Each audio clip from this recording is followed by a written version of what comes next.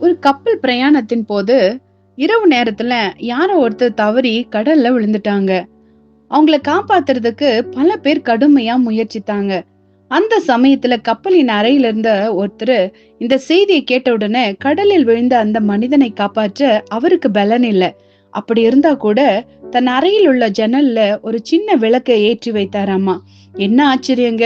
அந்த சின்ன விளக்குல இருந்து புறப்பட்ட அந்த வெளிச்சத்துல கடல்ல விழுந்த அந்த மனுஷனை கண்டுபிடிக்க அது ரொம்ப துல்லியமா உதவி செஞ்சதாமா. பாத்தீங்களா? அவர் செய்த ஒரு சின்ன அற்பமான உதவிதான். ஆனா அது ஒரு மனுஷனோட உயிரையே காப்பாத்தியது.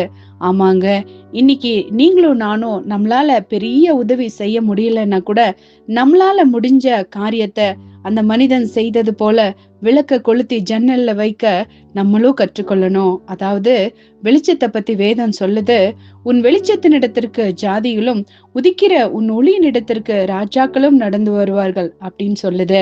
இப்படிப்பட்ட நல்ல செயல்கள் செய்யறது மூலமா நீங்களும் ஆண்டவருக்காக பிரகாசிக்க முடியும்.